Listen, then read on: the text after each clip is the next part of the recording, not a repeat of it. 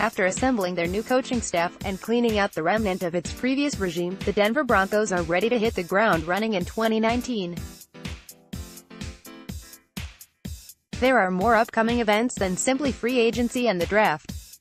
Unbeknownst to the casual fan, there are deadlines, negotiating windows and league-wide meetings set to take place over the next few months.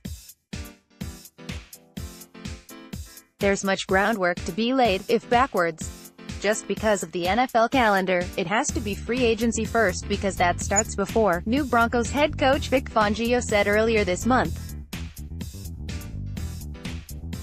Really, it should be draft first and then free agency. You start thinking, well, we don't need to do anything with free agents because we're going to draft one. The draft, you never know what's going to be there when it's your turn. It's free agency first. What's next for the Denver Broncos? Don't miss out on any news and analysis. Take a second to sign up for our free Broncos newsletter, delivered 3 times daily. Scroll through below for a snapshot of Denver's off-season itinerary, from now until the late April draft. The Broncos currently have no candidates for the franchise or transition tag, which essentially are one-year deals that pay the average of the top contracts at the player's position. They last utilized the franchise tag in 2016, slapping it on Von Miller before striking a then record-setting long-term extension. Demaryius Thomas was tagged in 2015, Ryan Clady in 2013 and Matt Prater in 2012.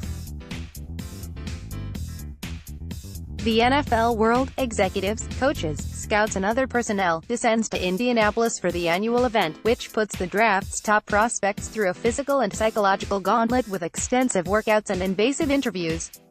This is also where the free agency table is set, as the 32 general managers in attendance begin informally talking shop, careful not to violate tampering policy. Unless the Broncos use a tag, which, again, seems unlikely, this date doesn't apply to them. The signing period before the signing period.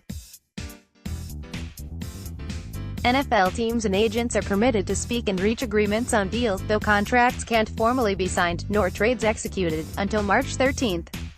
Last year, the Broncos signed quarterback Case Keenum during the first day of the tampering window.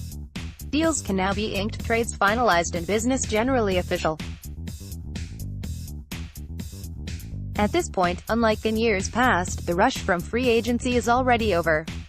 As Denver goes, they have a variety of roster holes they'll look to fill: quarterback, offensive line, defensive line, linebacker, and the secondary. They also could prioritize their own free agents, such as Matt Parody, Bradley Roby and Domata Pico, before seeking outside help. The NFL will address the 5,000-pound elephant, pass interference, after a horrendously officiated NFC Championship opened up the league to a level of criticism they hadn't experienced in quite a while. Their top remedy includes making the penalty reviewable, an endeavor that won't succeed, according to some. Because the Broncos hired a new head coach, they're allowed to begin the program 2 weeks early.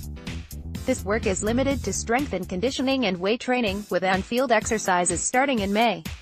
The program has a strict 3-phase policy, per NFL rules.